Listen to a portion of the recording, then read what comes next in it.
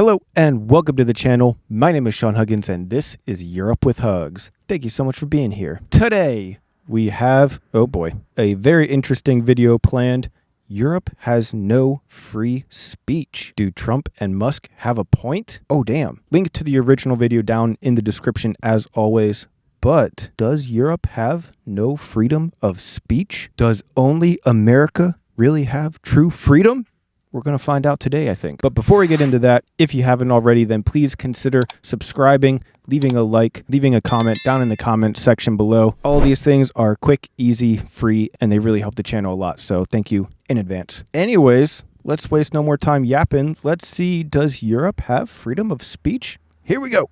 I got a letter from the EU Commission, like saying, to not have disinformation on during this discussion that we're having, there's a lot of attempts to do censorship and to force censorship even on Americans from other countries.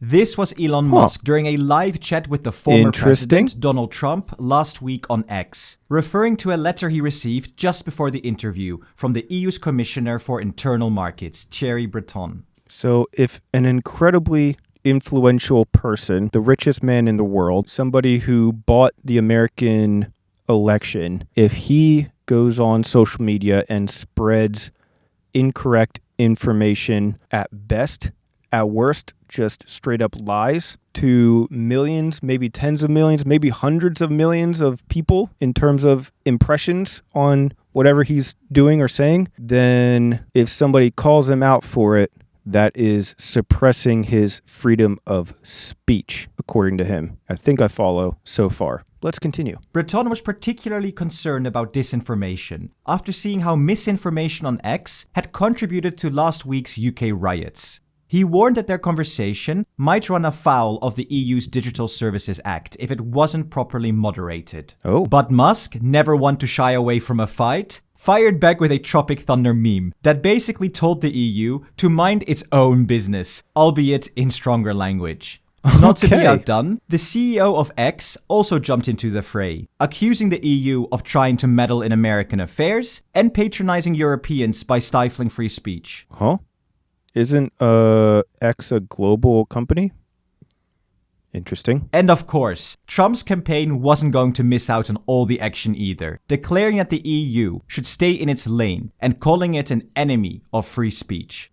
Well, of course, when the sugar daddy says, hey Trump, somebody's being mean to me, somebody's being mean to your sugar daddy, then of course Trump is going to have to say something. He's already bought out. He's on the payroll. Might as well get your money's worth. Is this true though? Do Europeans not have the same freedoms as Americans? And just how different are our free speech rules on this side of the pond compared to the US? We'll dive into all of that in this video. To get to the bottom of the differences in free speech between the US and Europe, we need to do a little comparison of the key legal texts, the First Amendment of the US Constitution and Article 10 of the European Convention on Human Rights. But don't worry, we'll try to keep it light. First, the US approach. The First Amendment is the gold standard of free speech protection and is as straightforward as it gets.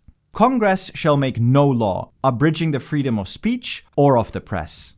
In plain English, the US government is hands off when it comes to what you say. This is the no strings attached version of free speech. Now the European take, where we have Article 10 of the European Convention on Human Rights, which reads, everyone has the right to freedom of expression, but this can be limited to protect national security, public safety, health, morals, and a whole list of other things. So Europe's approach to free speech is more like, you've got free speech, but let's not go too crazy with it. The idea here is that your right to express yourself is important, but it might need to be balanced against other rights and societal interests, such as privacy, dignity, and non-discrimination. You might have already noticed the clear differences in the use of language here. Yeah, in America, you can, in theory, on paper, say whatever you want, and the government isn't supposed to get involved, you know? That doesn't mean that individuals or private companies or, just society can't get involved. That doesn't mean that you can just say whatever you want and have no consequences. But it does mean that if you take this completely literally, then you could say whatever you want in America and the government can't get involved, I suppose. But let's start by focusing on what the US and Europe have in common. In both the US and Europe, political speech is protected as a vital part of democratic participation. Well, that is, that's ironic in America, political speech being protected, especially when X is, it's kind of known for leaning in one direction and suppressing the other direction when it comes to American politics, let's just say that. So it's very ironic that the person screaming about freedom of speech on his own platform that he owns is one of the people that is allegedly suppressing one of the directions of freedom of speech, one of the political lanes on his own platform. Both regions also have strong judicial oversight. In the US, the Supreme Court plays a key role in interpreting these rights, while in Europe, the European Court of Human Rights serves a similar function. After the European courts, national courts in each EU country also play a crucial role in applying and enforcing these principles. Freedom of the press is another area where both the US and Europe align, ensuring another ironic one from the Trump administration, who bans any press outlet from coming to the White House and interviewing Trump unless he basically agrees with how they portray him, more or less. If anybody questions him too hard, then he's like, you know what? You're not coming back next time. that independent journalism can hold power accountable. And finally, both recognize that free speech isn't absolute. There are accepted limits on things like obscenity, direct threats, incitement to violence, or incitement to panic. For example, neither the US or Europe, also ironic, would tolerate someone shouting, "There's a bomb on this plane," as part of a joke.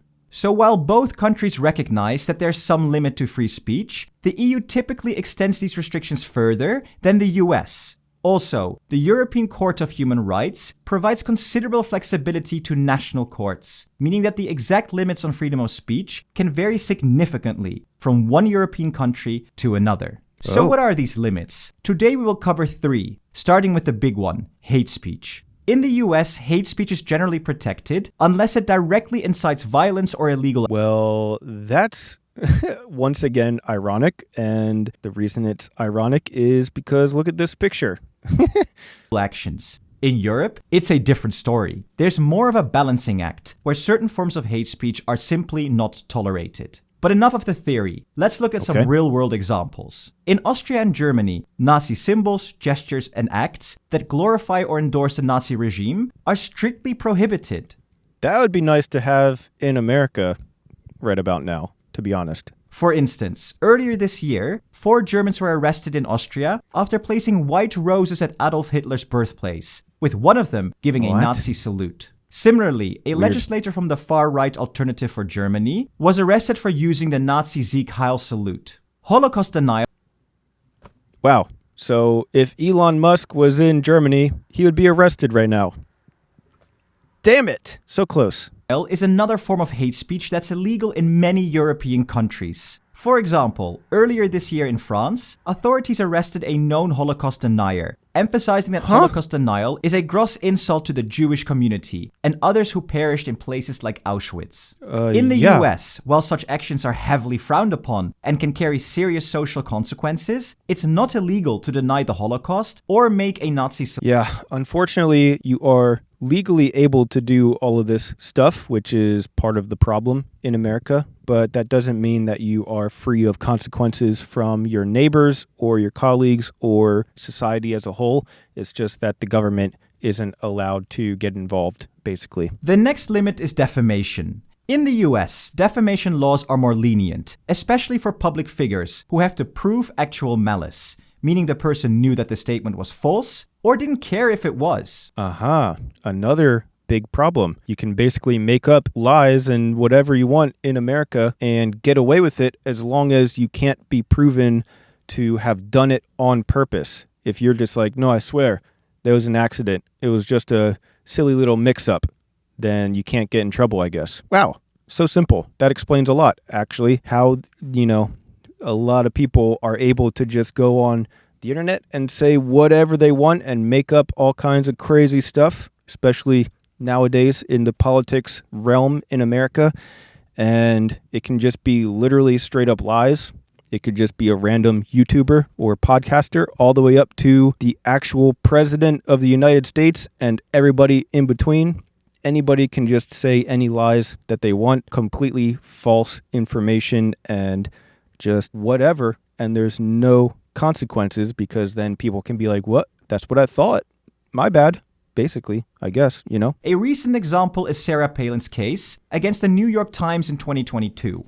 She sued over an editorial linking her to a mass shooting, but the court dismissed the case because Palin couldn't prove the newspaper acted with actual malice. This shows how the US prioritizes free speech, even if it means some statements can harm reputations. In contrast, the EU has stricter defamation laws, with a lower burden of proof and more focus on protecting personal reputation. Take Marine Le Pen's case in France in 2017. She sued a TV host who showed a satirical image of her face on a feces-covered animal, and the court ruled in her favor, emphasizing the importance of protecting personal dignity. Damn, she won a lawsuit for essentially a meme.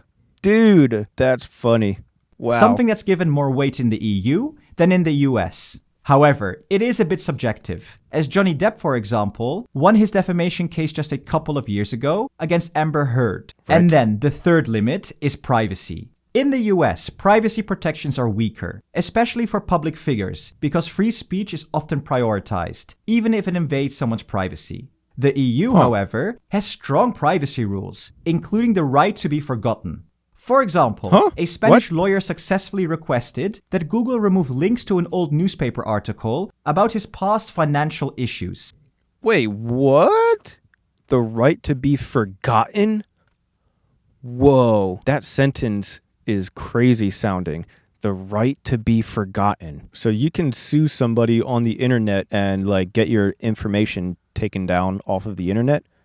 What? That's crazy. The European Court of Justice ruled in his favor, requiring Google to delete the links, illustrating the EU's strong emphasis on privacy and the protection of personal reputation. Whoa. I know one American current U.S. president who would love to be able to take down anything and everything off of the internet that he wants people to forget. Damn, that's wild. Even when it restricts the availability of information online.